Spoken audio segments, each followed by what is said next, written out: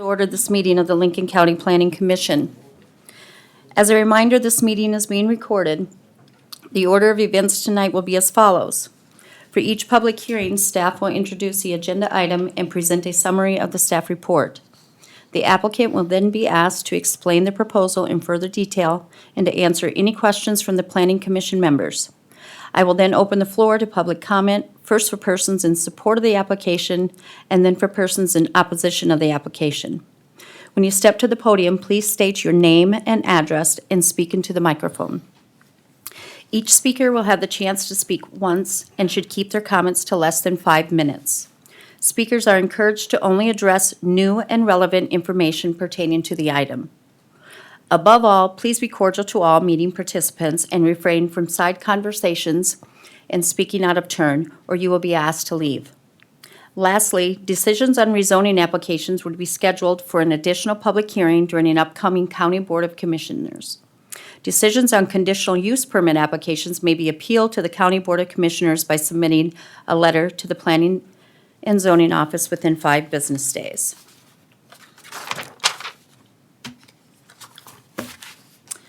Okay, first off, I'll do a call to order. Mark Johnson, Here. Colin Instead, Here. Scott Green, Here. Eric Scott, Here. Jerry Jungling. Here. And we'll do approval of the January 17th commission meeting minutes.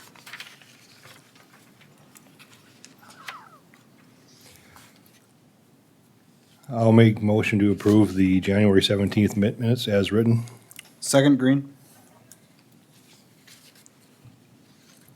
Okay, we have a motion and a second. Now I'll call roll call again. Commissioner Johnson, Yes. Commissioner Instead, Yes. Commissioner Green, Yes. Commissioner Scott, Yes. Commissioner Jungling. Yes. Okay. Now, before I do the approval of the tonight's meeting agenda, we are going to make some changes. We are going to move the new business up ahead of the public hearings.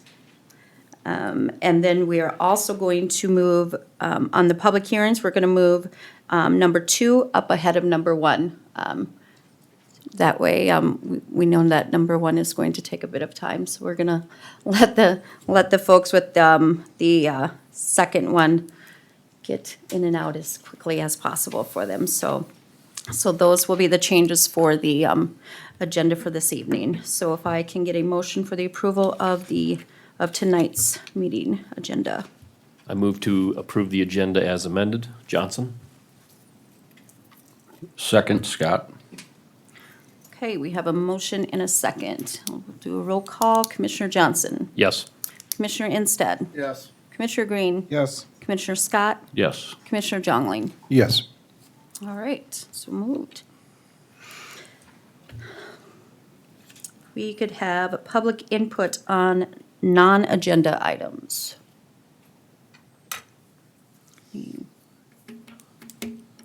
Okay. Any old business, Toby? No, Madam Chair. Okay. All right, so now we're going to go ahead and we'll move on to the new business. And the first item is the election of the planning commissioner officers.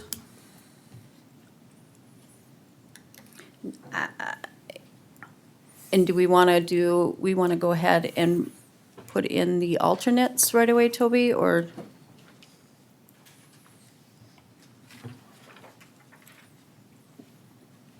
Yeah, so I'd like to appoint the alternates first. So previously, and again, just for the public's understanding is that the terms of the Planning Commission officers run from February to January. So in January, we ended, and at that time, we have a vacancy in District 3 and District 4, which are both open now. So, and then the second is that we did have one of our alternates, Ron Elbers, resigned as well. So we do have Monty DeRusso as a current alternate. The bylaws state that that the Planning Commission appoint 2 alternates. I'm requesting tonight that we appoint 3. And that would be Colin, and then, or Commissioner Colin, and then Commissioner Jerry. And that would be the first action that the board would take. Do we have a motion? Yeah, I'll move to appoint Jerry Jungling and Colin Insted as alternates. Second, Green. Perfect. We have a motion and a second. I will call roll. Commissioner Johnson. Yes. Commissioner Instead. Yes. Commissioner Green. Yes. Commissioner Scott. Yes. Commissioner Jungling. Yes. And Commissioner Hogan is a yes. I forgot to call myself and the others, so yes. And so, Madam Chair, you're assuming the chair tonight as former vice chair, but the next item would be to elect a chairperson amongst yourselves. Excluding the two alternates would not be eligible for that tonight.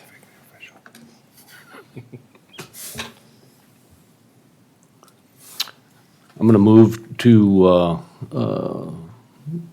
appoint Wendy Hogan as the chairperson. Second, Johnson. We have a motion and a second to put Commissioner Hogan as chair. We'll call roll. Commissioner Johnson. Yes. Commissioner Instead. Yes. Commissioner Green. Absolutely yes. Commissioner Scott. Yes. Commissioner Jongling. Yes. And Commissioner Hogan, of course, is a yes, and thank you. And now we need a motion for vice chair. Madam Chairman, I would nominate Commissioner Scott Eric Scott for vice chair. Second, Green. We have a motion and a second for Eric Scott for vice chair. And I will call roll. Commissioner Johnson. Yes. Commissioner Instead. Yes. Commissioner Green. Yes. Commissioner Scott. Yes. Commissioner Jongling. Yes. Okay, motion passed. Commissioner Hogan is a yes as well. All right. Do you want to do the update and review as well? No, let's save that to the end. Okay. Yeah. All right. So then we will move on to public hearing, item number 2. Thank you, Madam Chair. Toby Brown, representing County Planning.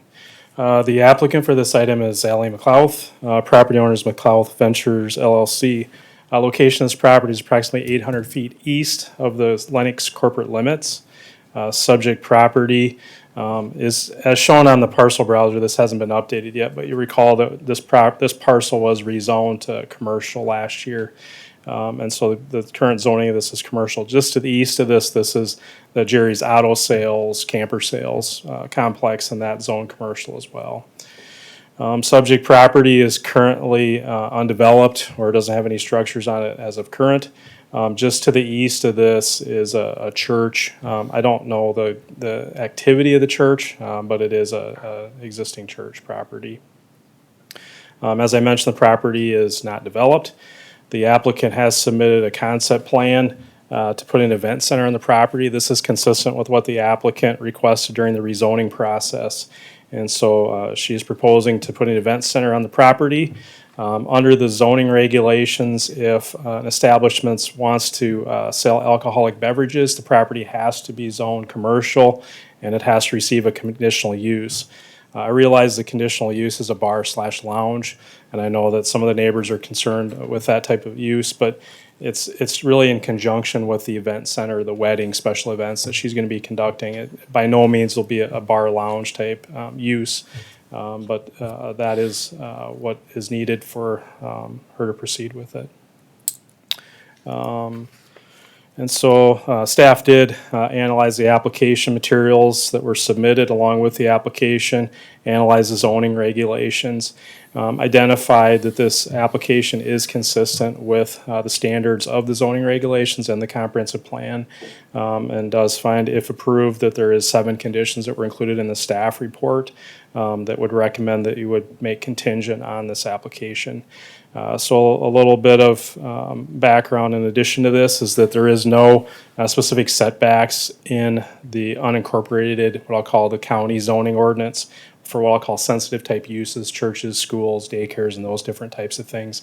However, this action tonight allows the applicant to apply for a license from the Board of County Commissioners, and the Board of County Commissioners will then, after public hearing, will consider if the property should be awarded a license, and that's on a continual annual basis. But these are standard conditions that we place on typical these types of operations. So with that, we did post the property. The applicant did send notice. As of tonight, I don't think we've had any real calls questioning the application or concerns with the application. And with that, I'd be happy to answer any questions that you have for staff at this time. Commissioners, are there any questions for staff? Yeah, I'll call you right up after this. Oh, it's right here. Okay. Okay, the applicant is in attendance tonight to answer any questions that you might have. Okay, if we can have the applicant now come up to the podium and explain their proposal in further detail. My name is Alexandra McLeod. I own McLeod Ventures LLC and the property that Toby was just talking about. Get your address also, So please. sorry, I always That's okay. forget. It's P.O. Box 686 in Lenox, South Dakota. Do you have the projector popped up? While he's getting that ready, as Toby said, a couple of the property owners that received the certified mail had called and were concerned that maybe I had changed my plans to open a bar. But I had those conversations and they were made aware that I had not made any changes. It's not going to be a bar, it's going to be an event hall. You can see, this is the front door.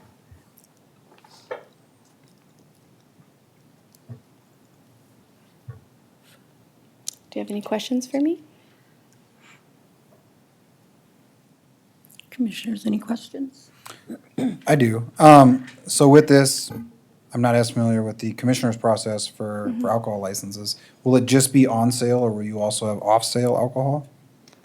For anyone to walk in anytime? No. So it's just on sale Yep, while if there's an event event, happening? basically if there's an event. I mean, there'd be occasional Sunday night football. That would be probably the closest event that would get to like people walking in just for alcohol and to watch the game. I did have someone ask me that. But other than that, no, I definitely won't be there all the time. I see, I don't think we had this plan when you first came for the rezoning. So this is the final plan that you guys are gonna move forward with. When do you anticipate breaking ground?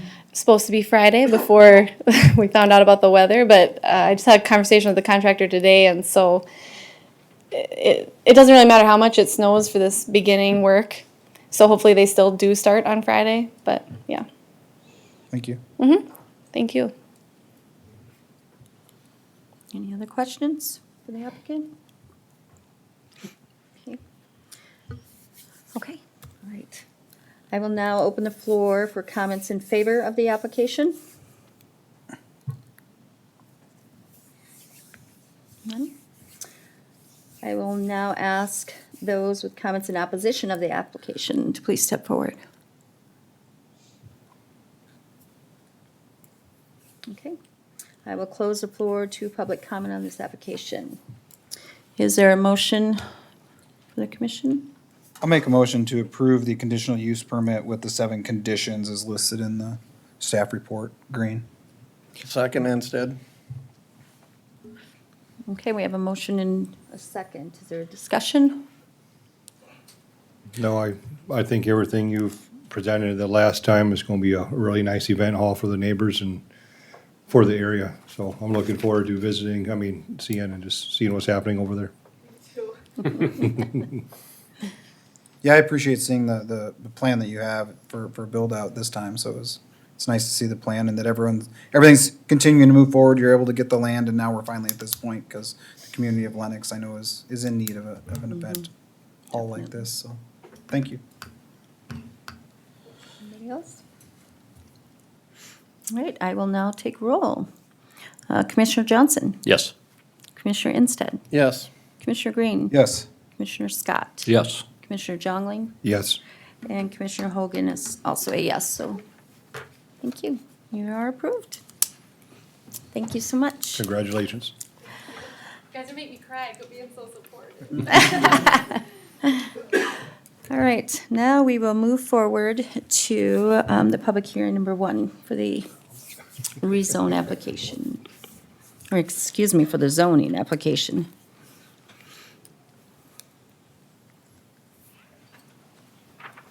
Thank you, Madam Chair.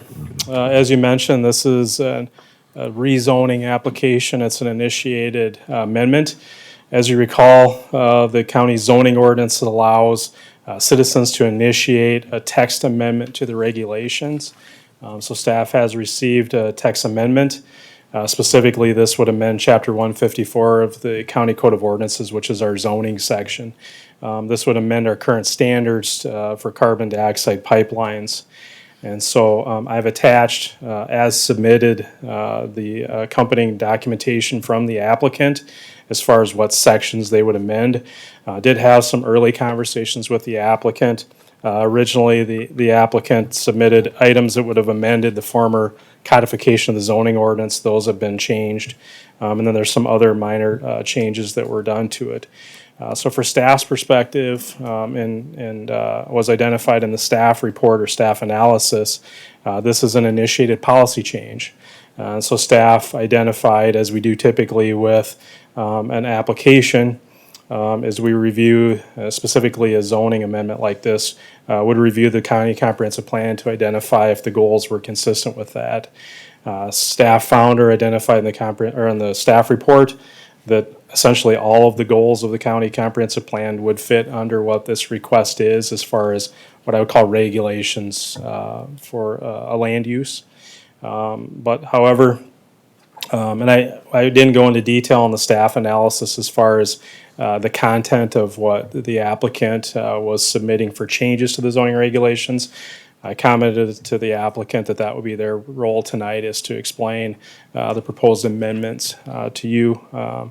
And our role is just to assist with this process part of it. Did identify, though, in the findings that that it is consistent with the goals and policies of the comprehensive plan. However, state and federal laws may supersede a lot of the proposed amendments. Again, not attorney, not legal counsel. Did have, there is representatives from the state's attorney's office here tonight to answer any questions that you might have, technical those wise, as well as the applicant is in attendance with some other individuals tonight. With that, I'd be happy to answer any questions that you have for staff at this time.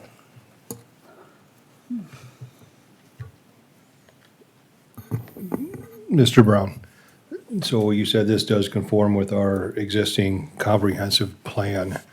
I know we're going to a new study coming up here this summer, and then implement hopefully later, as soon as possible. Can we amend this then if we need to after we see a new comprehensive plan? Yeah, I think the new comprehensive plan will go much further into detail with these types of issues, infrastructure, energy, and those different types of things. I think what I would pinpoint in the current ordinance, and I did verbatim quote what it says in there, is that, Lincoln County is traversed by high voltage transmission lines, liquid vapor transmission lines. These and other service infrastructure can be associated with rights of way up to 150 feet and/or other special requirements related to maintenance and safety. The Lincoln County Planning Department should be contacted prior to any excavation, construction, improvements activities to ensure the project complies with Lincoln County ordinance requirements. South Dakota One Call should be contacted prior to any excavation, construction, improvement activities. Again, the purpose of planning is health, safety, welfare. And I think that this proposal, as they've submitted, as identified, would fit under that general guideline. Now, whether or not those regulations would be superseded by state and federal law, that's for others to determine at this point in time. But as it stands with the application, again, I feel it's consistent with the goals and policies of the county comprehensive plan.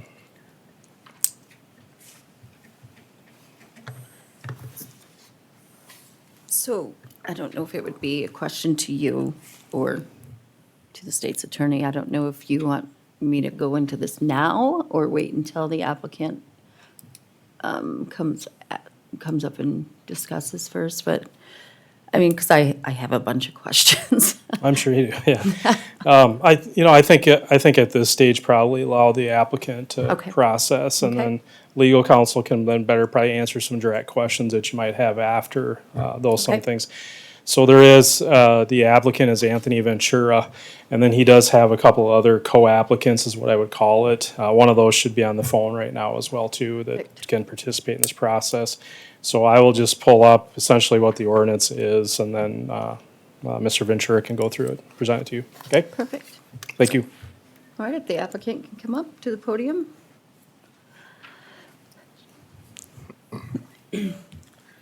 Madam Chair, how are you? Good, how are you? Anthony James Ventura, 47763 292nd Street, Hudson, South Dakota, 57034. Because of my learning disability, on page 13, number 6, I put in DCP instead of CDP. So you can look that up, and it's just a quick cross-reference change. I'm also going to have Paul Blackburn on here to help answer questions for me. So the purpose of this proposed Lincoln County carbon dioxide pipeline routing and mitigation ordinances, in short, is to outline an ordinance for the carbon dioxide pipeline, or CDP. Since land values have increased substantially, the Planning and Zoning Board may soon become more powerful than the County Board of Commissioners on land development and land rights. The Planning and Zoning should have the authority to set pipeline routes and move routes if the route is not 100% voluntary. Last Tuesday, the Lincoln County Commissioners passed a resolution 4-0 that they want all CDP pipeline routes to be 100% voluntary and avoid use of eminent domain. Planning and zoning can move or modify and make new ordinances and comprehensive plans for development rights. This ordinance can be modified to fit a county's separate needs. It includes land use, fair process for environmental, health, safety, and welfare for citizens in the county. Now, I'm going to cut my speech short and we can take the questions later. So I'm just going to say I don't have time to talk about everything, so it will be condensed. This ordinance includes local emergency response plans. No CDP may be constructed without a CUP for each landowner with separate hearings on each property. Planning and zoning board shall consider a proposed route as well as alternative routes. A single-family home and building eligibility shall have a setback of 2,500 feet setback minimum. Now, this is something new. We've always taken our applications and divided them up by livestock and houses and everything else. This is the first thing to include all, and I think that's important. Livestock and open livestock husbandry areas, 100 animals or more, shall have a setback of 1,000 feet minimum. A small business fewer than 10 people, a 2,500 foot setback. A structure of more than 10 people, a 1 mile setback. And the center line of a CDP shall have a 2 mile setback from high consequence areas with 10 or more people of limited mobility, such as nursing homes and hospitals, along with structures of permitted occupancy of 100 or more persons, schools, entertainment facilities, recreation areas, churches, parks, and cities, including growth plan areas. Now, some people will say this is banning CDPs. This is far from true. Waivers are in place to obtain by the developer and to operate collective bargaining in place of fair trade, outside the use of eminent domain. Alerting landowners in event of a rupture and providing commercial CO2 alarms at the developer's expense that will operate within 1 mile of the pipeline. So here's things that need to be in place for land rights: a decommissioning plan. We are hearing from liability insurance companies that they will not cover leaks, damages due to property or neighboring areas under their pollution exclusions clause. Landowners should not be responsible for leaks. Landowners shall be held harmless from damages from normal farm practices, building construction, house construction, tiling, well drilling, etc. The noise level shall not exceed 42 dBA from neighboring landowners. This will include noise mitigation. Environmental impacts. There shall be a public liaison officer. Road haul agreements for road, bridges, and right-of-way. Bond for damage, including leaks, deaths, and other health-related issues to humans and animals stemming from leaks. Financial responsibility outlined. Notice of abatement. Mitigation request, landowner decommission agreements, county emergency response plan and approval, These are development right issues on both sides of the fence. Has anyone ever seen a CO2 pipeline rupture video? I encourage you to go look at one. It's a massive scale. And so if we can't show the video, so we're gonna skip on here. What is the potential for the pipeline to fail or leak, or how can we plan for the aging and probability of leaks and the hazards they will produce? Who here tonight will be in favor of passing a safety ordinance? And the next person I'm gonna bring up is a firefighter from Valley Springs. His name is Don Johnson, to talk more. Thank you.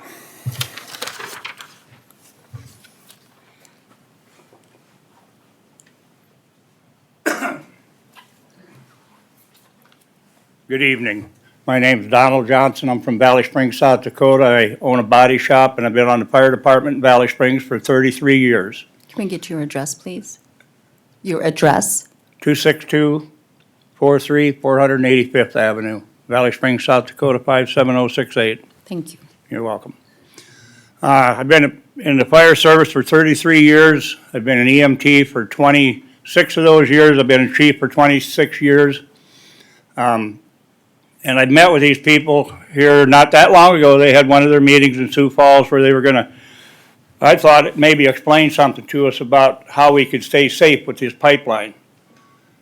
They told me it'll kill you. Well, I already knew that.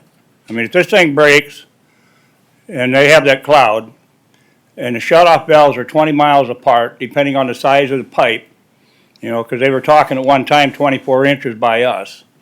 Well, they're gonna be less than a mile from my house. And they're gonna be in my neighbor's front yard. They're not considering anything. They figure a good setback is 400 feet. Well, if you ever watch the video on that rupture, that test rupture they did over in Europe, and then if you talk to the people down in Mississippi that went through one, the 50 of them that went to the hospital, and they never did give a number on the number of animals that died and them things. Because this stuff is heavier than air, it's not gonna go away, and we don't have wind every day in South Dakota, most of them, but not every day. And the one thing you wanna remember, if you do hear the thing explode, run into the wind. Don't run with the wind, because it'll follow you. And it is true, you have 1 minute. This is how long you live if this thing breaks in your front yard and engulfs your house. So that's how fast you have to get in your car and get out of there. Because if you wait too long, your car may not start. Because it needs oxygen for combustion. And this stuff misplaces oxygen completely. And they haven't told us, I mean, there's nothing you can do. I'm not gonna drive into it. That'd be stupid. Then we'd have more bodies than we already got.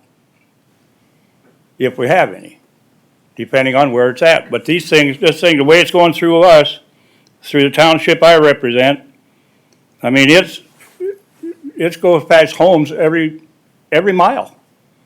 It's in somebody's front yard or backyard. So, I mean, they're not considering setbacks. I mean, they're gonna be within a mile of the school, our grade school in Valley Springs. You know, they're a mile and a half away from, you know, and we have the Bethany Meadows, you know, that's 2 miles away, but still all in the same, because they're gonna angle across country going up through Garrettson and Del Rapids, so. And my biggest concern is safety. And these guys haven't told me any way that we could mitigate and be safe around this stuff. And they have an average of 7 breaks a year in these pipelines. I think they've had, what, 77 so far since they started running the pipelines?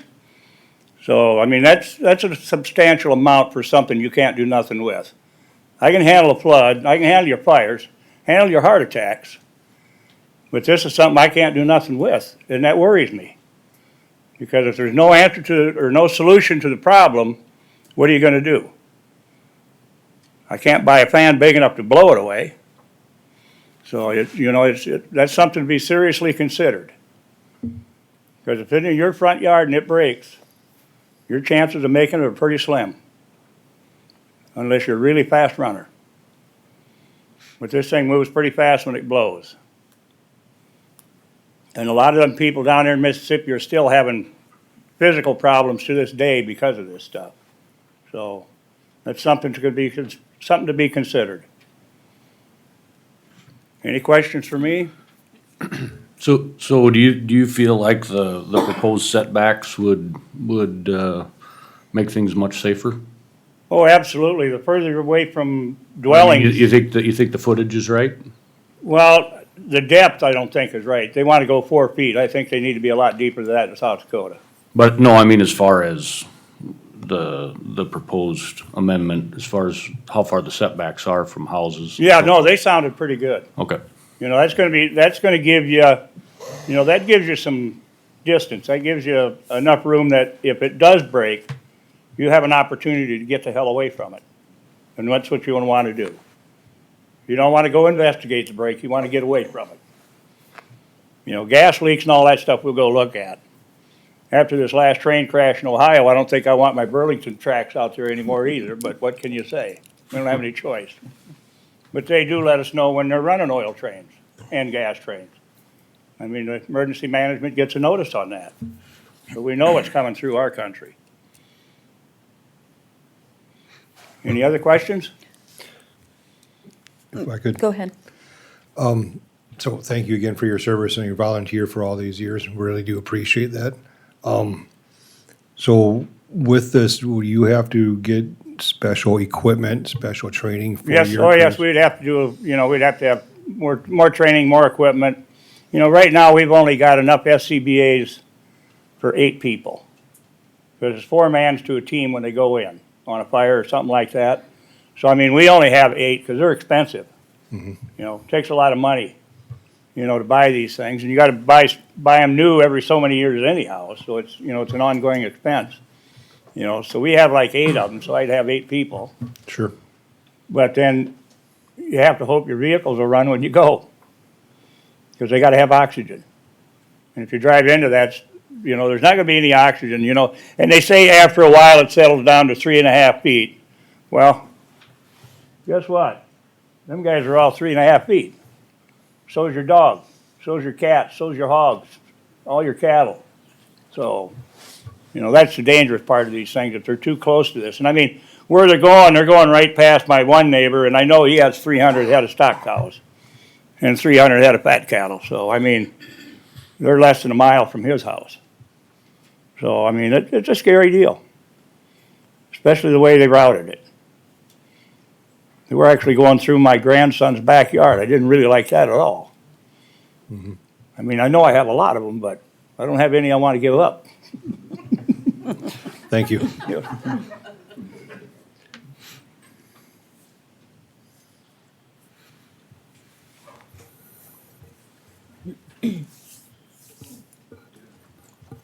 I'm gonna bring up Paul Blackburn on the phone now. The one thing that Don didn't explain is if that thing ruptures, it can drift up to 4 to 4.5 miles. So if it's half a mile from Newton Hills and there's 300 people there, how many people can we get out of there? And so think about that with your kids and your family when you go recreational or even on your farm. So, are you there, Paul? I am, thank you. Go ahead. Members of the board, my name is Paul Blackburn. I'm an attorney and a consultant with the Bold Alliance. I've been a practicing attorney since 1989. Initially, I practiced in an energy law firm in Washington, D.C.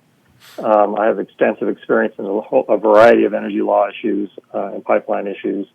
I've been working in pipeline law by and large for the last decade, for over a decade now. Represented clients before the South Dakota Public Utility Commission in pipeline cases, before the Illinois Commerce Commission, before the Minnesota Public Utility Commission.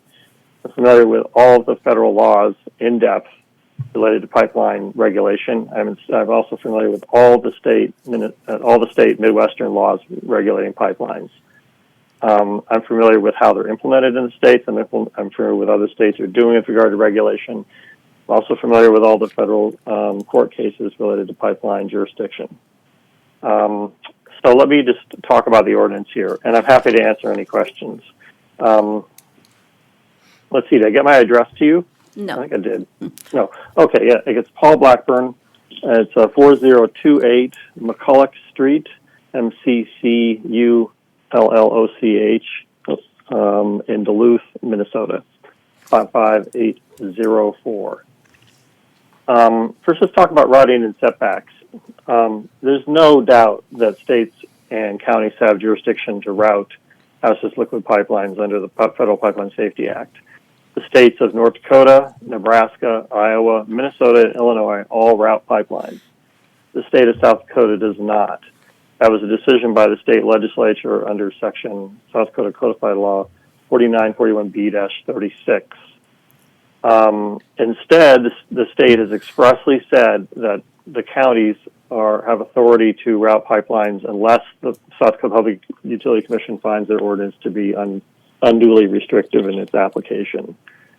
But the law simply says, without a finding by the Public Utility Commission, no route shall be designated which violates local land use, zoning, or building rules or regulations or ordinances. That's South Dakota Codified Law 4941B-28.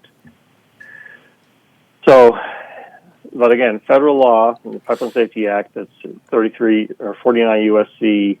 60104E, expressly says that the federal government has no jurisdiction to route hazardous liquid pipelines.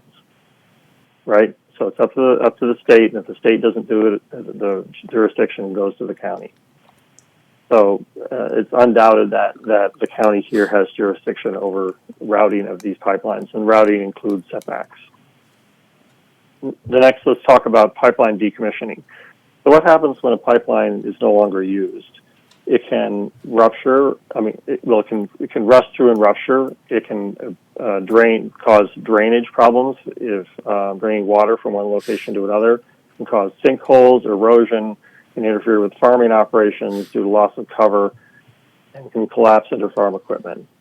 The government of Canada requires that all pipeline companies establish mitigation funds for abandoned pipelines, and companies like Enbridge have over $1 billion liabilities under that fund. The federal government of the United States has no such laws on the books. So therefore, the responsibility of a pipeline decommissioning remains or is with the state and if the state governments don't do it, local governments. I was deeply involved in Minnesota's process, where Minnesota is establishing mitigation funds for the old Line 3 pipeline and the new Line 3 pipeline. Iowa has a law and has had a law in the book for years related to giving landowners the right to require the removal of abandoned pipelines from the property. There is no doubt that the state governments, or in the states don't do it, then the county governments can require that abandoned pipelines be removed and mitigated. Now, with emergency response, there's a bright line here. The county has no authority to regulate how a carbon pipeline company responds to a rupture. Let me repeat that. The county can't tell a pipeline company how the pipeline company's authority or personnel will respond to a pipeline rupture. But it's also true that a pipeline company has no jurisdiction to tell local police, firefighters, or EMS how to plan for a respond to a pipeline rupture. The county can have its own plan for its own first responders.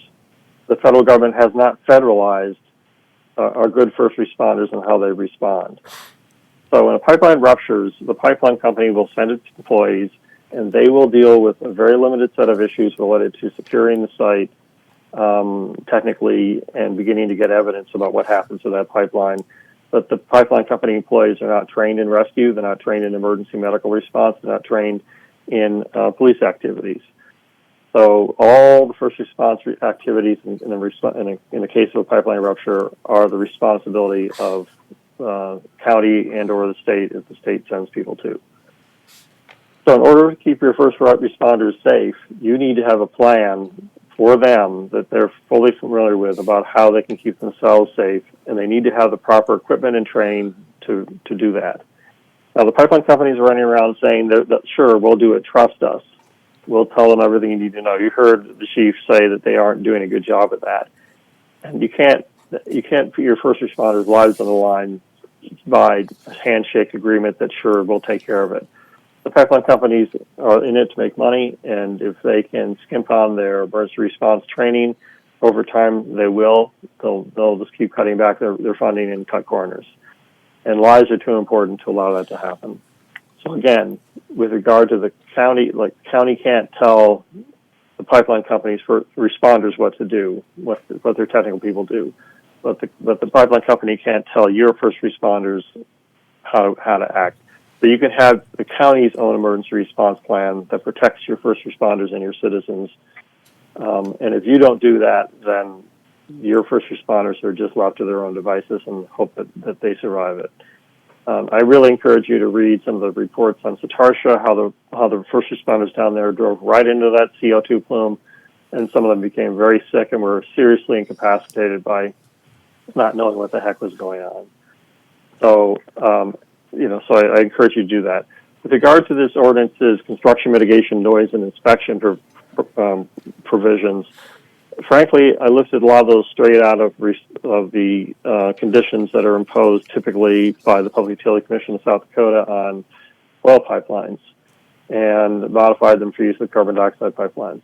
And the reason I put them in the ordinance and suggest that you include them is because hopefully the Public Utility Commission will impose similar conditions, but this would give you a chance to do better ones that are customized for your county. If you think the Public Utility Commission provisions are adequate, then they would be similar to what this ordinance already has.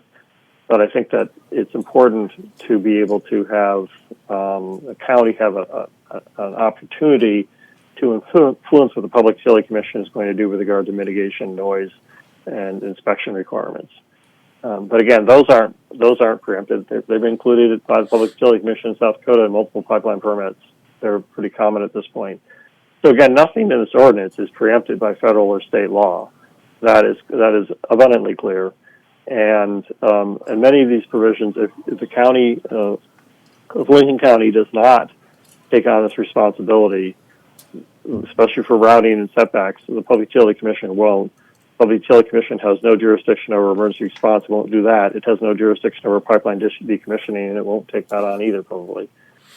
So if the county doesn't do it, then essentially you're leaving your citizens and your first responders hanging out there without any particular protections. So thank you. I'm happy to answer any particular questions about the ordinance, about any of the federal precedent, the state precedent, or state laws and federal laws. And thank you so much for your time and attention. I know this is really important to a lot of your citizens.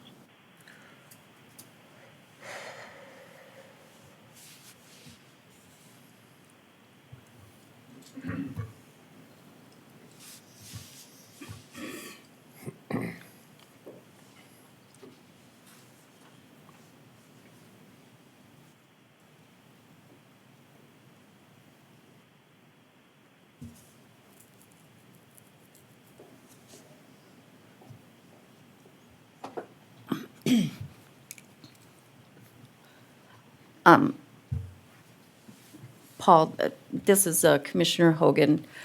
I just wanted to clarify because I'm not even sure what page this is. I'm looking at it and it said, it says the authority and jurisdiction, so I just want to make perfectly clear this is what I'm reading correctly. So it says the South Dakota Codified Law, Chapter 11-2 delegates responsibility for county planning and zoning, included but not limited to location and use of buildings, structures, and land for industry and other purposes, to the Board of County Commissioners of each county to adopt and enforce land use and zoning regulations designed for the purpose of promoting health, safety, and general welfare of the county. So this is saying that the planning and zoning in the county is the one that has this delegation of doing it. Is that correct? That's correct, and I believe that language was lifted out of your wind ordinance. Okay.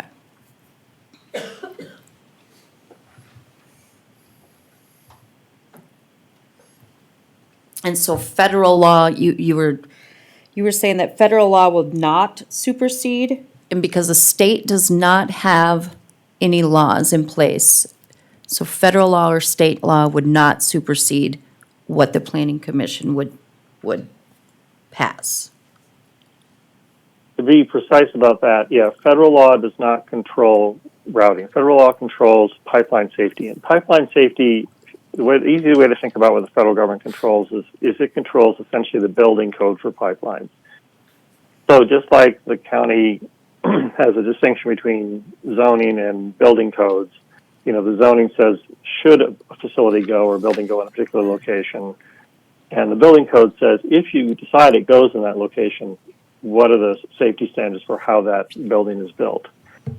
And so for pipelines, the federal government regulates for hazardous liquid pipelines, the federal government regulates just the building code side of this. It says, if you decide to build this facility, here's how you're going to, this pipeline, here's how you're going to build it so it's safe. But the federal government doesn't determine for hazardous liquid pipelines where it should be built or if it should be built. That's left up to state governments, and if the state government doesn't preempt county action, then it's up to the county government to decide whether it should be built in location, just like any other structure or facility. So that's essentially how the system works. The feds are like the building code, and either the state or local governments are essentially do the location routing and siting work. And like I said, the states of North Dakota, Nebraska, Illinois, Iowa, and Minnesota all regulate pipeline route. I mean, it's just 100% clear for hazardous liquid pipelines that that's allowed. The rule's different for natural gas pipelines, so we're not talking about that here. Okay. One other question for you. And then I'm reading the applicability. It says the requirements of this ordinance shall apply to all CDPs proposed after the effective date of this ordinance. CDPs for which a permit has been issued prior to the effective date of this ordinance by the South Dakota Public Utilities Commission under South Dakota Codified Law, Chapter 49-41B, shall not be required to meet the requirements of this ordinance. So I called Pier to the PUC the other day just to make sure if they had their permits or not. I just wanted to know from my own knowledge, and they do the Summit Carbon Pipeline does not have their permits yet. So if this would happen to pass through us this evening, since they do not have their permits, they would have to abide by these rules, correct? By these That's setbacks? correct. Okay. Yeah, that's correct. And in fact, there was a discussion at one of the hearings on the Summit Pipeline where Commissioner, I believe it was Hanson, some of the county folks there thought that they didn't have any jurisdiction to regulate these pipelines, and Commissioner Hanson encouraged them to go double check that because state law is very clear that county ordinances can apply to pipelines. And, the effective date would be, I think, just in time to make sure that the Public Utility Commission gets a chance to overturn your ordinance if it's considered to be unreasonably restrictive in terms of location or other things. And as long as you have reasonable requirements for a route, it seems likely that the Public Utility Commission would say, well, we're happy that the county told us where they think it should go, and it doesn't seem restrictive. They can still build it. They just have to snake it a little bit differently through the county. Then the Public Utility Commission should not overturn the county's routing requirements. Okay. And again, I mean, the state statute says, quote, without such finding by the commission, meaning finding that's unreasonably restrictive, quote, no route shall be designated which violates local land use, zoning, or building rules or regulations or ordinances, unquote. So it's just clear that you do. The situation's been different in North Dakota, for example. North Dakota has a specific deadline by which a county has to put its information into the Public Utility Commission, Public Service Commission for review there. They require it to be provided within 10 days before the hearing for the pipeline. South Dakota has no similar law, which indicates that as long as you get your ordinance in place for it to be considered by the Public Utility Commission, it would be in effect. Okay.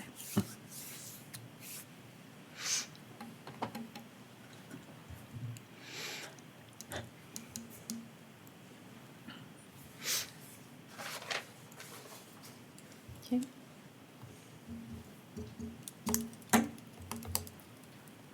All right. Anything else, Tony? No, Okay. All right. thank you. I will now open the floor for comments in favor of the application. I just want to remind the speakers to state your name and address for the record. We are going to ask everybody to please limit your time. We're going to try and not be here all night and not be repetitive. Don't repeat something that somebody else said, so. All right.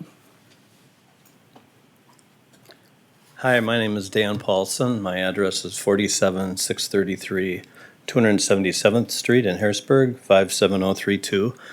We live on our family farm, which is 3 miles south of Harrisburg. It's 1 mile south of the Klondike Road.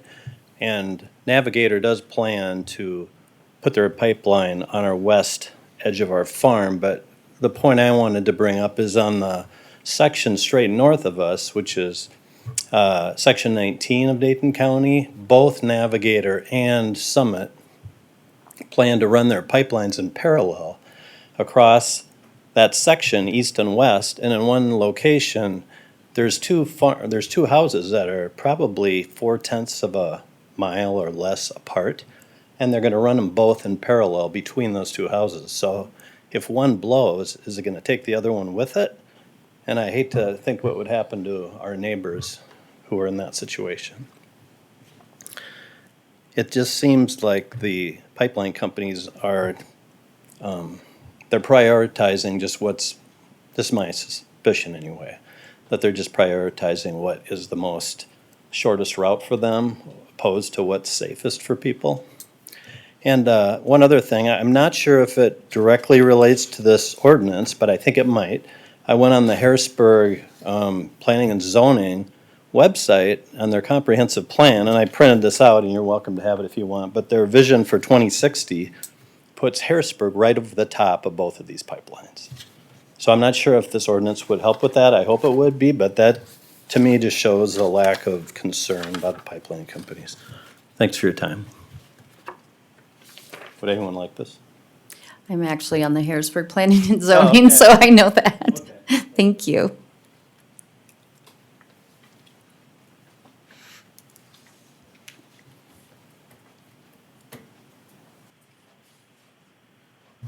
Hello, I'm Drew Denai, 27597 470th Avenue, Lenox. I guess I'm here with my family. We're both directly affected by this. They want to run it across both our farmland, but more specifically, my parents' house. They want to run it within 100 feet of their bedroom window. On a personal note, that kind of terrifies me. It's a direct threat to my family's safety and well-being, as well as, you know, on a more selfish note, the monetary value. We had a representative from Summit came and sat with us in my parents' kitchen one night and talked with us. They were willing to, like he said, snake it around, move it a few 100 feet here and there, but the bottom line is the offer that they gave us isn't even hardly covering what I get for cash rent on the farmland. Given the construction time frame and whatnot, it's an insultingly low offer, and what I feel like is they're trying to use these eminent domain laws to basically steal land from me. We come to you guys as our last line of defense. You know, we're looking to you. The state legislators last week, they were kind of gutless, and they kicked the bucket down the road. They didn't want to. They had a chance to redo the eminent domain laws, and they didn't want to touch it. And obviously, as the attorney said, it falls on you guys. We're here for you to help defend tax-paying residents of Lincoln County. Let's talk about what this pipeline's for a second. It's a carbon dioxide pipeline. That's not anything the public is consuming or using. That's strictly a pollutant that they're trying to use to pump underground. Where they're pumping out oil, they want to pump the carbon dioxide back in. Basically just get rid of their pollutant. And the only way this is feasible for them is easy taxpayer dollars from the federal level. That's the whole thing that makes this feasible, and the only way it's feasible for them is to steal our land from us. I think the proposed amendment setbacks on this are a lot more reasonable. 100 feet from my house versus 2,500 feet, that can be a life-saving distance, you know. I really don't have, even at 2,500 feet, I don't think we have enough time to get to safety. Nothing is worth living next to a pipeline like that, you know. If it can kill you in an instant just to line the pockets of a corporation, I feel like the county should stand by its residents. please move forward with this amendment. You could be saving some lives. Thank you. Thank you. Mike Hoffman, 47, or I'm sorry, wrong address, 27673 Highway 11. My wife and I own multiple businesses in town. Not that that matters, but I'm in construction. My wife's a doctor of veterinary science. We have a pretty good discussion about it. We purchased a piece of property with the intention of, we built our home on it. We had neighbors friends built on it. Piece that we had designated off as investment property to sell. They want to run the pipeline through it. As a contractor, I have to be conscious of wetland setbacks, any other setbacks, highway setbacks, all these other setbacks. They're going to run right underneath the wetland that's designated. I couldn't build my house there. If I can't build my house there, that's going to be low impact. How are we going to put a pipe 2-foot diameter through that area and have it make sense? I mean, in the discussions with them, we asked about eruptions. What kind of pressure are these things at? And what kind of damage is it going to do? Well, the question, it's you probably see a little dust cloud or something. I said, well, what pressure is it at? 3,400 pounds of pressure. And at that point, I said to him, a semi-tire is roughly 100 pounds of pressure. If you've ever seen a semi-tire blow, you understand the kind of metal crushing damage that'll do. A scuba tank is at 3,400 pounds of pressure. Let alone an acetylene tank. Those things go through concrete walls when they go off. It's not a cloud of dust that they tell you is going to happen. There's videos that these gentlemen have mentioned. I won't get into it. Look those up. It's a catastrophe. Again, you're a gentleman with the EMS. Not going to repeat it. We need to look at these things. I talked to the mayor of Harrisburg on this occasion. Wasn't aware of the damage of it. Like, what's the fire trucks going to do? Wasn't up to speed on it. So it's sneaking past us. I'm not trying to throw Digger under the bus, but he just wasn't aware. We need to. There's a lot of education that needs to take place. We've talked to people that it doesn't seem to matter to them. They don't care. Well, you haven't educated yourselves if you don't care. This is a serious catastrophe. Lincoln County is very strong on farmers' rights. As a builder, a developer, the permits and the things they have to go through to build a house or a business is a lengthy process. And it's involved because you want it to be right. You want to plan for the future of these things going through, and that you don't want to screw it up for the next person. This is going to screw it up for the next person. It's a bad deal, and we need to be educating on it. If you don't have an opinion on it, you need to get educated because it's a bad deal. Thank you.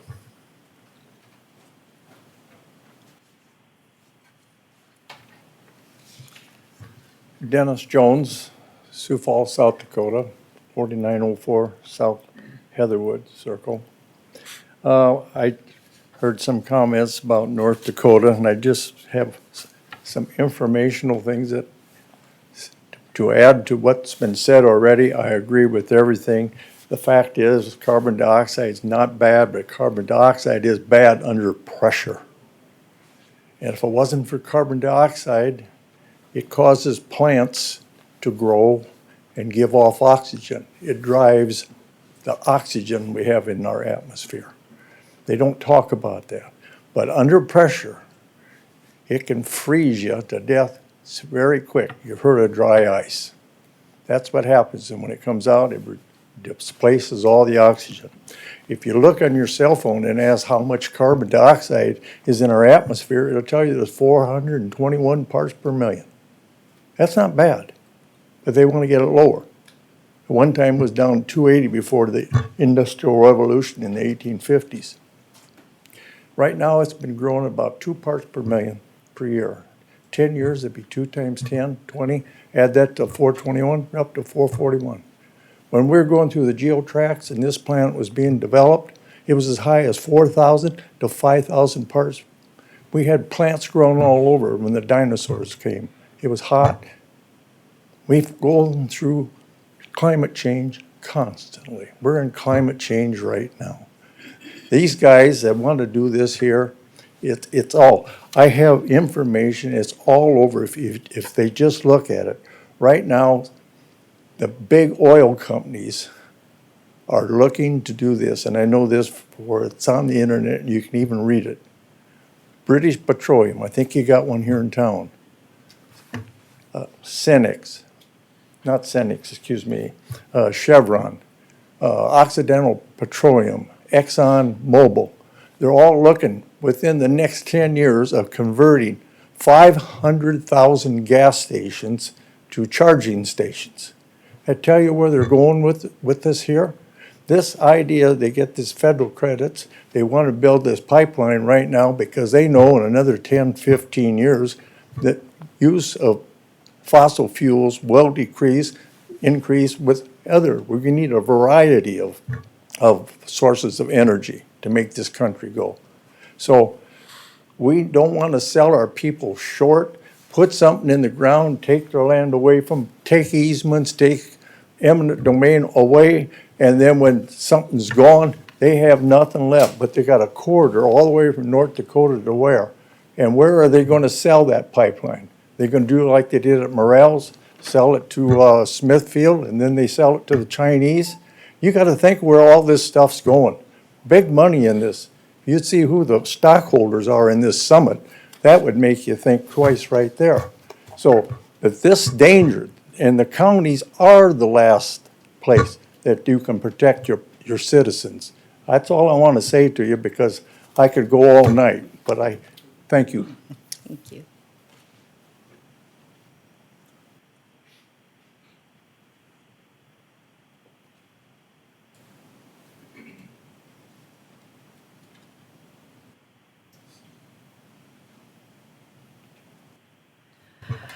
Good evening, Madam Chair and members of the committee. My name is Joy Hone, address 46178 263rd Street, Hartford, South Dakota. I would like to start off by quoting from the Bill of Rights of our South Dakota Constitution. I have handouts that I would like to give you when I'm done here.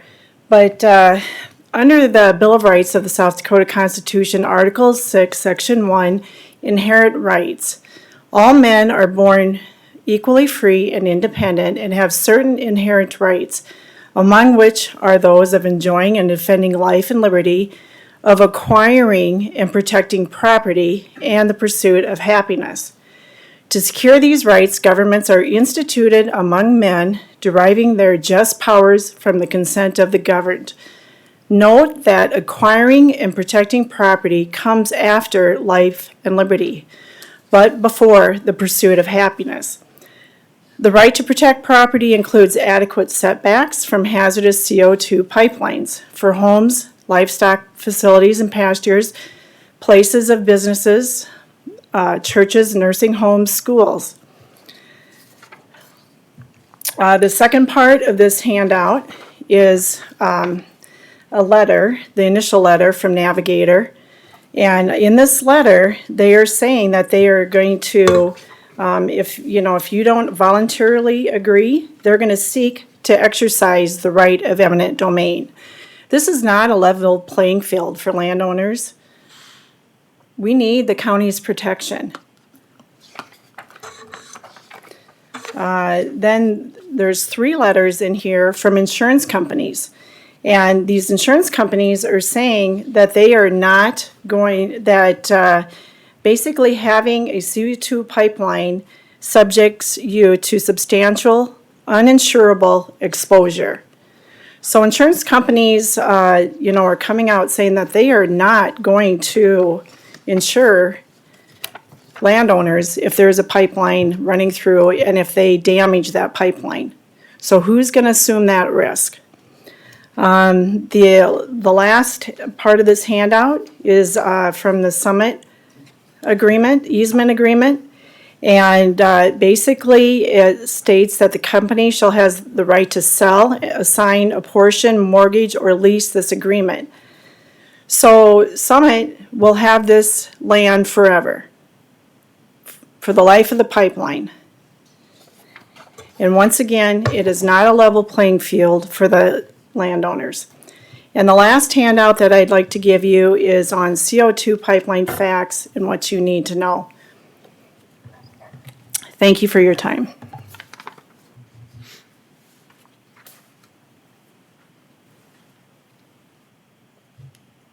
Thank you. Yeah, just give them to me.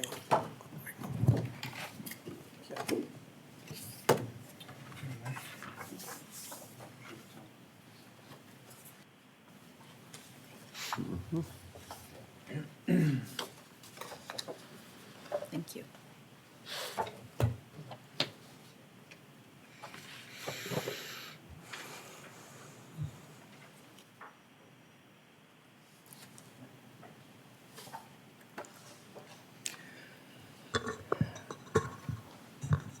I would like to, my name is Dale Bonema, Sioux Falls, South Dakota, 5005 East 49th Street. Have land approximately 3.5 miles north of Canton that's affected by Summit, going right straight through it. Encourage you to support these setbacks, as he said. You've heard about the video and that stuff. I would recommend you try to get a hold of it and look at it. There's a video out there of a simulated 8-inch break. And on the 8-inch break, 1 mile long, it dumped 136 tons of CO2 in 204 seconds. It was about 12 feet short of a 1/4 mile wide on the ground. This is nothing, there's a reason it is called a hazardous CO2 pipeline. It is carrying CO2. CO2, when it is a gas form, is a deadly asphyxiant. It's used in the packing plants to kill the livestock. If you've ever witnessed that, they load them up, it goes down, and they come back up and they're dead. Our chicken and turkey people that have bird flu will tell you it works in less than 5 minutes, and the whole barn is laying completely dead. You can't get away from this if you're in a break. This is something very serious, and it's being poo-pooed, and oh, we need to save the ethanol industry. We're not talking that they can't put it on ground that somebody's willing to take their money from. That's fine. I have no problem with that. I just don't want to put my family, my grandson, my great-great-grandson with land that they have to farm and CO2 pipelines running through it, and it's never knowing when it's going to break or if they're even coming home. I don't know if you'd like to go out and work underneath something like that. And I would reiterate, the offer they made me in ground in Iowa that I have on $24,000 to $26,000 acre land was $6,800 an acre. I was paid $16,000 in 2016 for the oil line that went through. And they are threatening eminent domain there too. Please support this setbacks.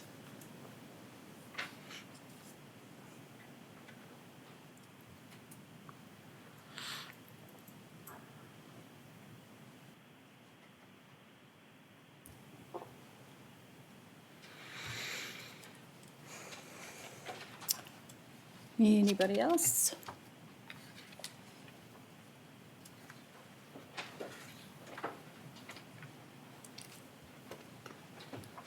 Thanks, Madam Chair. Eric Bogue, 47832 US Highway 18, Canton, 57013.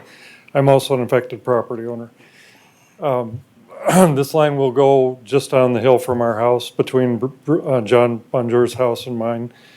So I wanted to draw some attention tonight what this board actually does. Despite my emotional and personal feeling about the eminent domain argument, that's not what this board should focus on.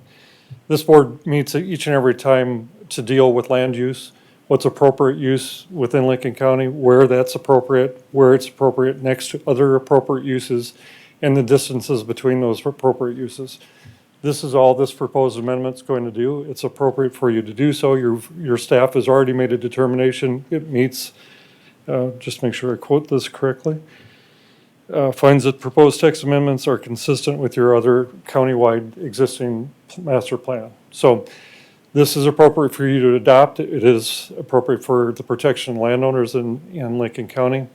Certainly, I'd appreciate it, because with this distance, that would prohibit this line going between my house, Bonjour's house, close within distance to the church down the road from us.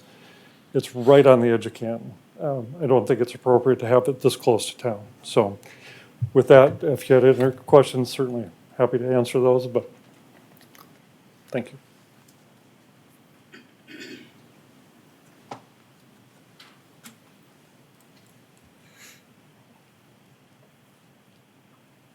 Okay. All right, I will now ask for comments in opposition of the application.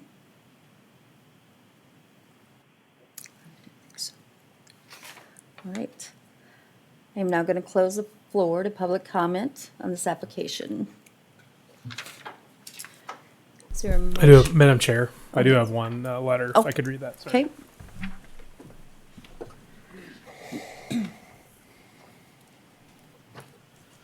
I did have some individuals call in this afternoon due to the weather. They would not be able to make it, and I did state that I would read, if I received an email, that I would read it into the public record.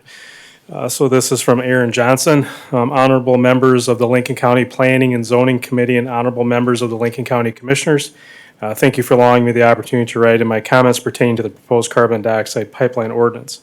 I'm Aaron Johnson. I am a husband, father of 3 young children, a certified organic farmer, former Lake County Commissioner, and currently I am Chair of the Lake County Planning and Zoning Committee.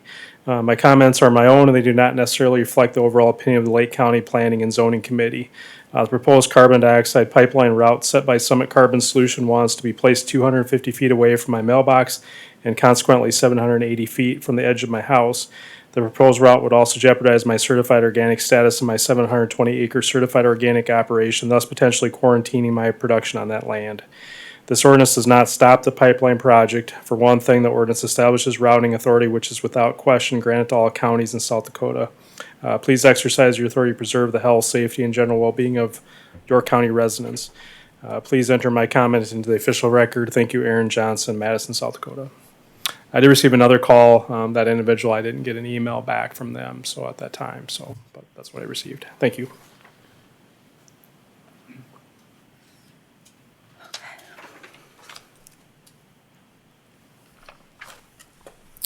Is there a motion from the commission? That's after the motion. For the sake of conversation, I will make a motion to approve the ordinance text amendment as presented. I'll second Scott. Okay, we have a motion and a second. Let's have a discussion. So one question I had on the waiver, it said bringing it down to a minimum of 300 feet. I mean, is that something that they came up with as a compromise, or is that something that they found is, a safe distance, or, where did that 300 feet come from? Because if you're proposing 2,500 feet and all of a sudden you can say, hey, I'll sign this waiver down to 300, to me, that's kind of a big difference. So I'm just kind of curious of where that 300 came in, if anybody knows. That'd probably be a question for Tony.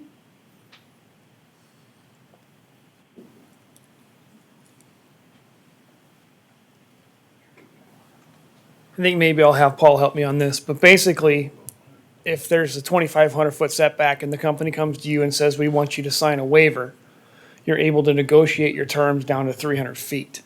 So you have the right as a landowner to do anything you want. But once again, if the other side's not in favor of it, they have the right to say no. Well, that's why I just didn't know if 300, if it needs to be, if that's too close or not, if that's the right distance to negotiate it down to. See what I'm saying? 'Cause well, I'm it's just all- wondering where that 300 feet, we're saying that 2,500 feet's good for a single-family resident, but then we're saying you can, negotiate that down to 300. Is, I'm just kind of curious of where that number came from, and was that just an arbitrary number, or is that something that they came up with? I believe by Paul research? kind of found that, but I think Okay. once again, it's something that's arbitrary once again, you're negotiating with somebody instead of being forced or impounded, and so you have collective bargaining in place. And if you want to do that, nobody's stopping you. But I know like a pipeline that I can find is 50 feet, in most cases. Well, that's why, like it said 300, I was like, well, is 500 more acceptable? Is 1,000? What's the acceptable minimum distance that we should, It says 300 good? Well, Is if that- a line breaks, we don't have any information, there's no plume studies, there's nothing else for this, and so everything is not a perfect science.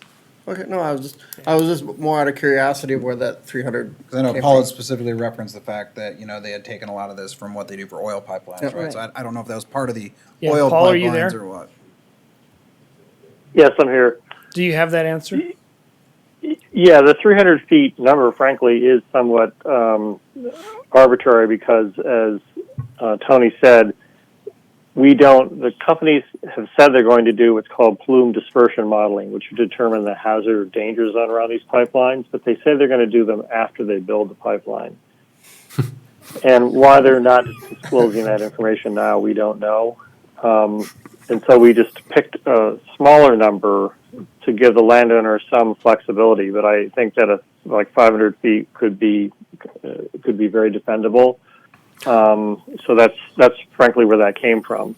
We wish we had the hard science needed to figure out what the minimum safe distance is in the event of a rupture, but it's very expensive to do this modeling. The companies say they're going to do it, and they just haven't done it or provided the model results to us yet. So 300 feet was sort of a compromise number, but if you wanted to put 500 feet there, that would certainly be appropriate too. Paul, this is Commissioner Scott, and when there's people on the phone, I always look up at the ceiling, so I apologize. I'm like, What do you think the PUC would deem acceptable as a maximum footage on a waiver like that? If we're trying to make this so that they don't feel like we're limiting them. But remember that this waiver is just when a landowner decides. Yeah, but what do you think if we wanted to make it more than 300 feet, and I can see where Commissioner Ensted's going with this, because we are making a forever decision, and so then when that happens, I mean, that could affect landowners for multiple generations, right? So what would be what do you feel like our maximum number could be? For Probably that 2,500? Yeah. Well, remember that your setbacks already apply, so Sure. all those much longer setbacks are in place unless the landowner waives them. I think that given the demonstrated hazard of these pipelines of this diameter, for example, the rupture in Satartia, where the CO2 moved, well, the rupture was a full mile away from downtown Satartia, and it still is making people pass out there. I think that 500 feet is reasonable and perhaps too generous, but at the same time, hopefully landowners will understand what their risks are and not waive it. But to a degree, we have to trust people with their own assessment of their own risk and what they value, how they value their lives. Mm-hmm. Yep. But I think 500 feet is entirely reasonable, but it has to be something less than the Correct. the setbacks that you've got in the ordinance proposed there. And that's the tough part for me, right? So we talk about, a lot of this is about landowner rights. So if we're specifically gonna look at one piece of it, which happens to be the waiver, should it not be a landowner's right that they could waiver to put it right outside their window, right? Like that's, if you wanna use the landowner rights, it's their land. I would not recommend them putting it right outside their window, but, if in the domain of landowner rights, well, if we want to talk about waivers, 300 feet, 500 feet, 0 feet, so. Yeah, no, I 100% agree. I just, you think about it. I think that's one of the bigger responsibilities that we have as we're planning is thinking multiple generations down the road. And just because somebody today thought, well, they made not an awesome decision, I think we got to think that through if that's, what effect does that have? Mm-hmm. But yeah, I agree with you. It's kind of either or, but. No. I 100% agree with you, Commissioner Scott. I mean, like Mr. Bogue talked about earlier, we're making our decision is on land rights and all that, eminent domain, we're not going to go there. But I think over the last few years, we've, as a commission, really started planning long-term. We're not thinking about a short-term development here or there. We're thinking long-term, what's going to happen. I mean, after this board's gone, after a lot of this in this room are gone, we set those rules and standards today, and that pipe's in the ground, it's staying there. Like you said, that lease is forever. I haven't read the release yet, but I'm assuming it's for a really long time. So that's my number one consideration is always is that what we decide here and other things in the planning commission is forever for a real long time.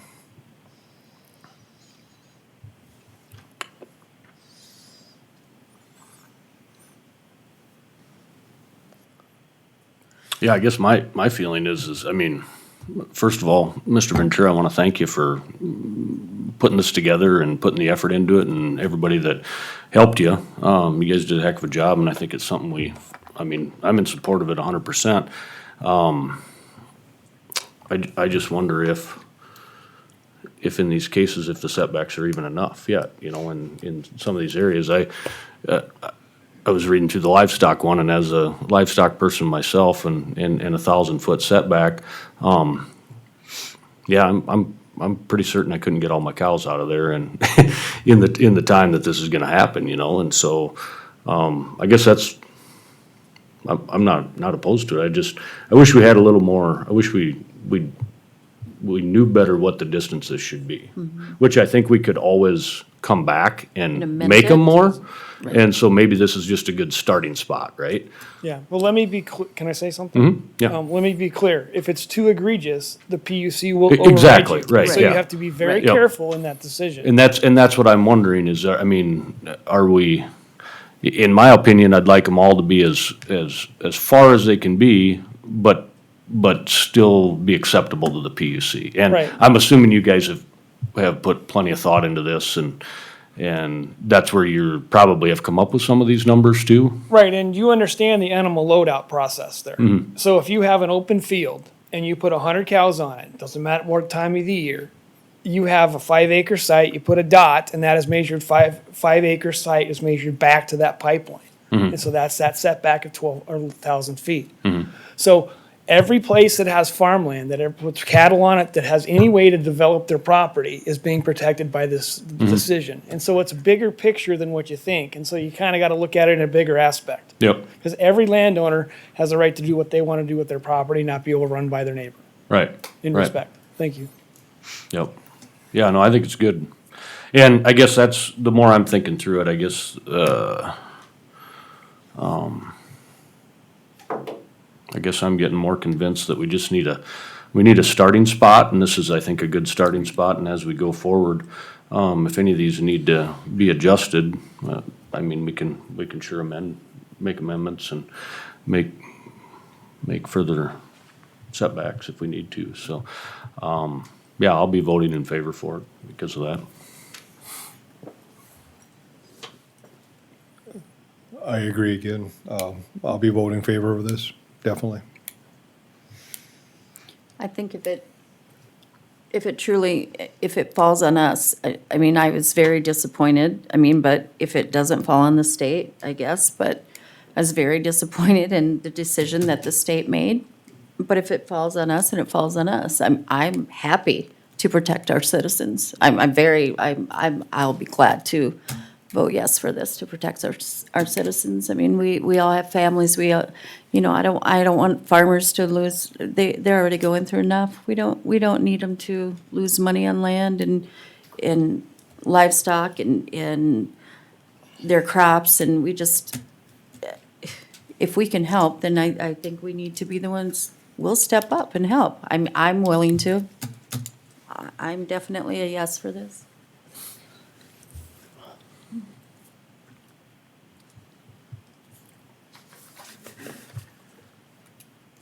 Could we get any comments from the state's attorney?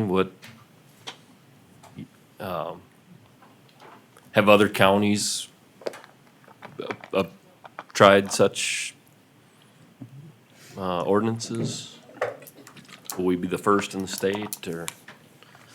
Good evening, Joe Meter, Deputy State's Attorney. My understanding is that there have been a couple other counties that have amended their ordinances. I believe they're currently in litigation is my understanding right now, so I can't give you an outcome regarding that. As far as the proposed amendment tonight, I would just state that a part of the planning and zoning's recommendation tonight is that it is in compliance with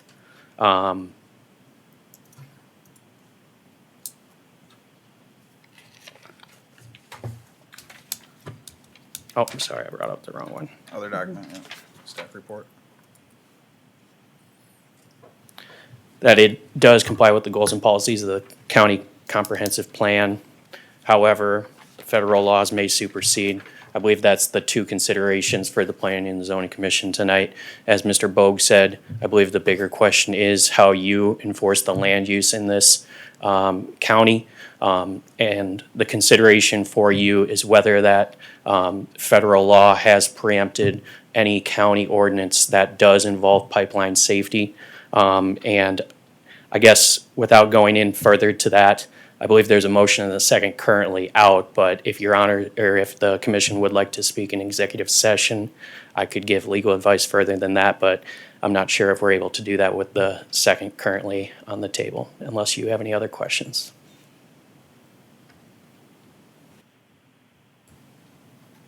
Seconded. There was one, yeah.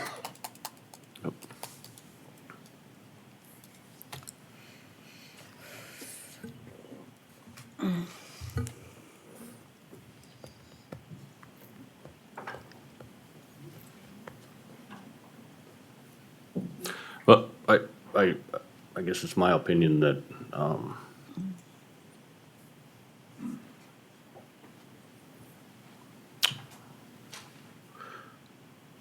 I sure don't think we should let the threat of litigation, change whatever our thoughts are, you know? No. I'm sure not gonna let it change mine, I guess. I do feel that things like this should be handled more so on a local level and especially at the county level. We're the ones affected by it, and so I think that the way we plan our land uses and setbacks and things like that, I think we do have the authority to do that, so.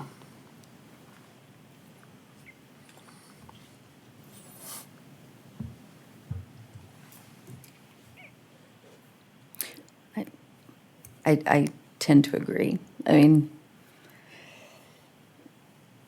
I think there comes a time that being afraid of litigation or taking care of our citizens, what's more important? I mean, Well, I think they're also two different roles, two different jobs. We're doing our job tonight. right. This is Whatever our happens job. This later is will what happen. we're supposed to do. And we Yep. are here to make sure that the land is used properly and setbacks and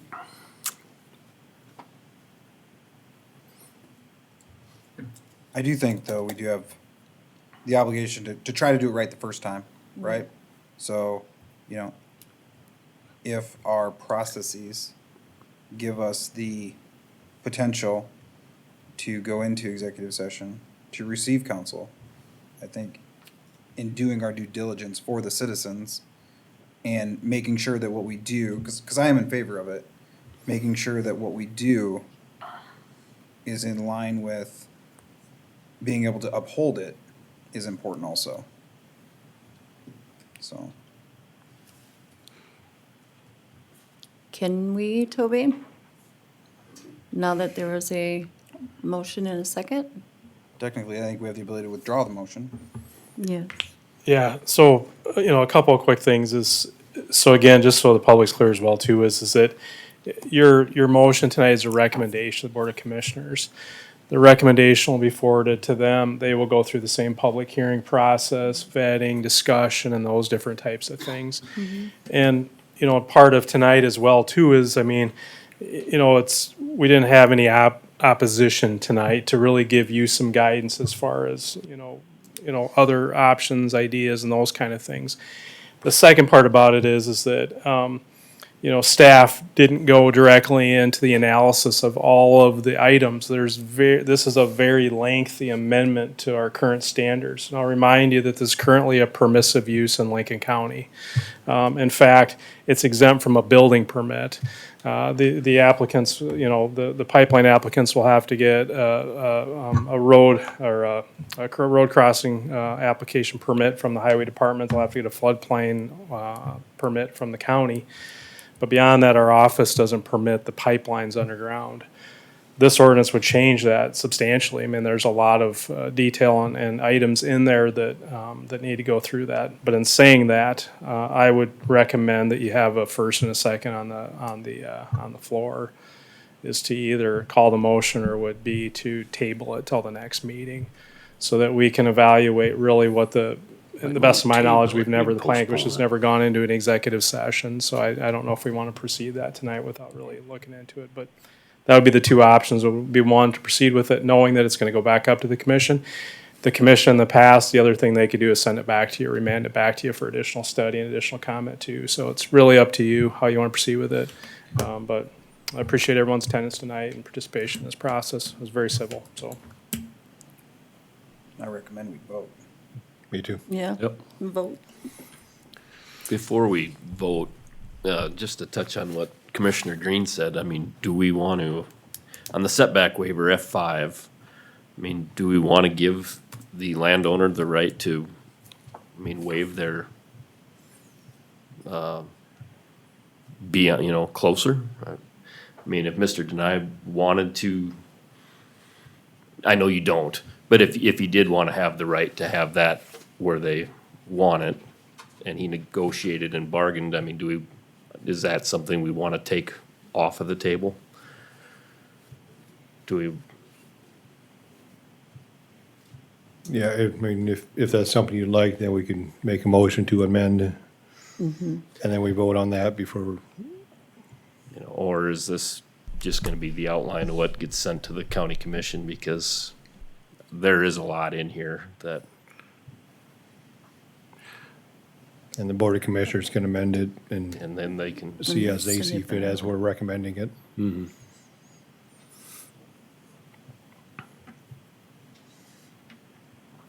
Because I am a fan of landowners still having their rights, and their right to be able to waive it up to whatever they feel comfortable with is their right. And I would be in agreement with you on that.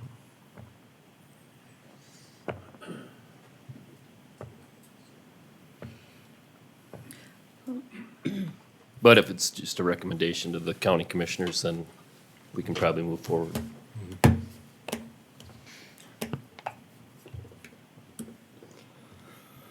you want to make an amendment or move forward? I don't, I guess, at this time. Okay. If I could just have a second.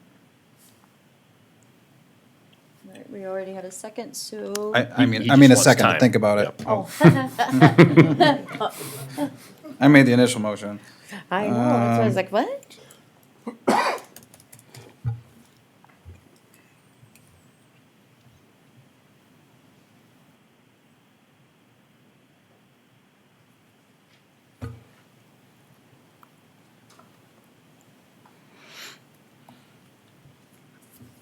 Yeah, so I think I would like to make a motion to amend it, and amending it in page 4, paragraph 5, to strike the last 6 words of "to a minimum of 300 feet." So amend it to say, may enter into a signed written agreement with the applicant to waive the required setback. I would second that. Johnson. Commissioner Green, then you are waiving the ability to have any variance? Did I hear that right? So in essence, what I'm saying is the landowner can waive the setback requirement to whatever minimum distance they feel comfortable with. Okay, I understand. So we, as the board, are not going to put a number like 300 feet on it. You know, to me, when it comes to a pipeline like this, and you see the videos and you read the stories, 300 feet's not gonna do anything anyway, right? So for the Public Utility Commission to, if it goes to them for some reason, I think a landowner has the right to waive the minimum setback. To me, 300 feet, 100 feet, 500 feet, And to bargain accordingly. and a bargain, right. Yep. It is still, I wouldn't do it, but, so. So one question I have to think on that, and I'm not against it at all. So part of this says building eligibilities. We have to stay 1,000 feet from building eligibility. So if someone came in and said, hey, we'll give you so many dollars, we'll put your pipeline right next to your building eligibility, that would then affect how they would build their lot, or if they sell it off, and all that for the future. I completely agree that if a landowner decides to waive their rights, it potentially impacts the dollar value associated with their property for the future.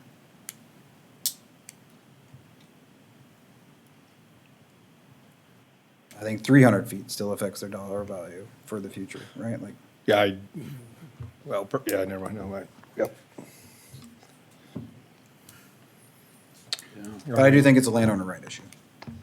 And I think us putting 300 feet on it, I think the landowner should have the right to be able to waive the setbacks.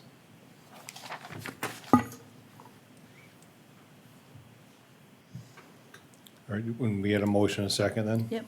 Good. Any other discussion? All right, we'll take roll call then. So so we are going to approve, the motion is to approve this with the amendment. I think we need to vote on the amendment first. Yeah, on the amendment. Just on the amendment. Oh, we'll vote on the amendment. So we're gonna vote on the amendment that says that they're gonna waive the required setback. The landowner will waive the required setback, so they have the option to bargain accordingly. So we'll take a roll call on the amendment. Commissioner Johnson, Yes. Commissioner Instead, Yes. Commissioner Green, Yes. Commissioner Scott, No. Commissioner Jongling, No. and Commissioner Hogan is a yes. And so, now we will go and we will vote on the application itself then for the zoning. Commissioner Johnson, Yes. Commissioner Instead, Yes. Commissioner Green, Yes.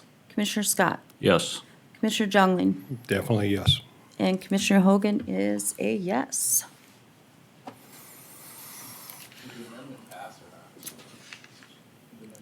The amendment did. The amendment. The did amendment pass, yes. passed, yes, With the amendment.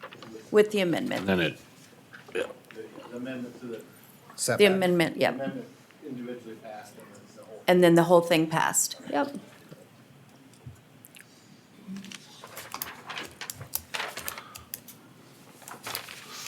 all right. All right,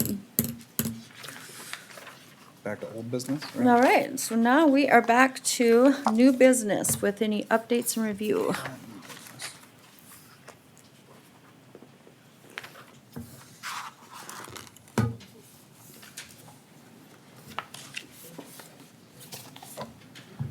The only item that I had was Pure Bliss Plan Development District was approved by the Board of County Commissioners. That was recommended for denial by this board, but it was ultimately approved by the Board of Commissioners. That's the only. Did they give any insight of why they passed that?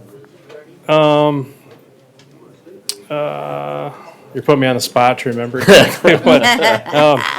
Yeah, well, again, staff did recommend approval of that, and I think they looked at the analysis as far as the plan development was appropriate for the area. There was a question about spot zoning, but typically a plan development is a spot zone, and we're trying to restrict the number of uses that are within there for that part of it. So The other thing I quickly wanted to mention too, and I'll see if I can get there real quick, is it's hard to believe, but we're kind of almost entering building season. And so I wanted to make sure that that everyone knows that on the LincolnCountySD.org website, under the Planning and Zoning Department, all of our applications are available online.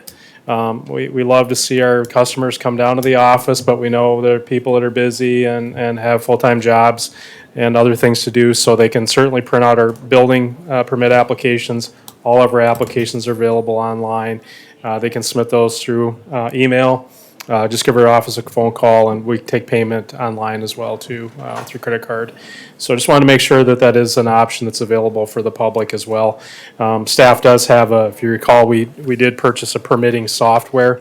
We utilize that as a workflow for internal staff, and at some stage it'll be a public portal that'll allow customers to utilize it online. We're just not there yet with kind of working through some of the issues with connectivity and updates and things like that. But again, just wanted to make note that applications are available on our website for submittal to the office. With that, that's all I had, Madam Chair, for this evening, so. Can I ask a question? Yep. So do we have any updates on like where we sit with the review of the comprehensive plan? Like how far into anything we are with that? Yep, so staff did have a kickoff meeting with our consultant. So the Board of Commissioners did approve a contract with Stantec. They were previously a different firm that we worked with on the master drainage plan, if you recall. Where are they from, Toby? Minneapolis. Okay. Yeah, Minneapolis area. So we've contracted with them to do the updates. Staff did do a kickoff meeting with them 2 weeks ago. Went through kind of a timeline and kind of scheduling with it. And we've established that the first step will be, again, as you've heard me say before, I want this to be a dynamic, public, involved plan. This is the public's plan. Our role as staff, Planning Commission, Board of Commissioners is to implement, administer the plan, but we really need the public to be the lead on it. So there will be the first step that we'll all see will be a public meeting. I guess we're gonna do one up in Harrisburg and then one down here. So when that date gets finalized, we'll invite all of you to that. So it won't be a full quorum. We'll have to separate you between those two areas. But we want you to participate in that as well, so, okay? And how are we marketing that to make sure? Because I think one of our biggest issues is getting the public to come out, right? Yep. So how do we market that to try to get them to come out and get their input? So we're gonna have a website dedicated to it, and we'll also have a survey on the website, so it'll be able to, encourage that type of it. We'll hopefully get some word out to the media, but beyond that, it's just these sessions where we tell them that, this is their plan, show up or don't show up, but we want you to show up and be a part of this plan, so, there'll be continual processes. Would there be a link to that website on the county on the main page. website? Yep. And then we'll also have stakeholder groups, so there'll be, more technical people involved in it that'll work on kind of a more, kind of a focused part of it, more other than just the big public meetings and things like that. But I'm excited. This is the best thing that we've done in a long time as far as planning. And really I'm excited the aspect that, we deal with this on a monthly basis, right? And a lot of these things are confrontational, a lot of things with that. I'm not gonna say we're gonna completely eliminate confrontational issues or neighbor issues, but I think we're gonna have a better feel and a better understanding. I think the public as well too, because a lot of this is educational process too, to go through what is a comp plan, I'm shocked every day that people don't understand we already have one. This is an update to it, so, but that's our important document. And I tend to believe too is it's really, no one's going to remember these nights, these policies, these things, but they'll remember the long-term policy that we're implementing, and it's beyond us. This is really looking at the future of what we want Lincoln County to be, a roadmap for it, a vision for it. So I think that's going to help with it and help with issues like tonight as well too. So, but I'm hoping that probably next month I'll be able to give you an affirmative kind of when the real date will be for those first meetings, so, okay? But do you have an idea when it'll be completed? So my role in the process is to really be the project manager to keep us on task, keep us on budget. I'm hoping that we get done by the end of the year. Oh. But hopefully, if it carries over January, February or something like Yep. that, so, yeah, but Good. it's important enough where you guys know we need to get this done. Yeah. You know, we don't have a 2-3 year process here. This stuff's happening so quickly that we need to get ahead of it, so, okay. Yep. Well, thanks for doing that, Toby. Yep, thank you, guys. Yeah, In that- Toby, one more thing. If there's a way, I'm not going to volunteer everyone, but if there's a way I can help, you know, with that comprehensive plan, just let us know. I mean, this is big for us and for our future. So yeah, anything I do, please reach out. Yep. So that plan's consideration as it relates to like the joint use area or the joint areas, Sioux Falls, Lincoln County joint areas, well, is that all part of it or is that not? Like, Yeah, that's there will be the involvement of the Sioux Falls Mm-hmm. Planning Commission, just like we do with the joint, or is it just strictly, how are we gonna manage those joint areas in that plan? So the joint area will be outside of this plan. Okay. So the joint area is covered by the Sioux Falls, Shape Sioux Falls Comprehensive Plan. Not to say that, you know, that a lot of questions will be brought out of that we might have to update some of those things too. And I think we're looking at some of those areas right now with city staff. But it's critical, you know, and then beyond that is, you know, do we want that same relationship with Harrisburg and with T with some of those other areas too, so that we can, you know, better get a shared vision for where we need to go, so. Not advocating for 6 meetings a month? Yeah, Well, what? Why not? so. That's all I had, so please, everybody drive safe, and I appreciate everybody being able to make it tonight, so, thank you. Thank you. Thank you, Toby. Can I get a motion to adjourn? Second. All right. I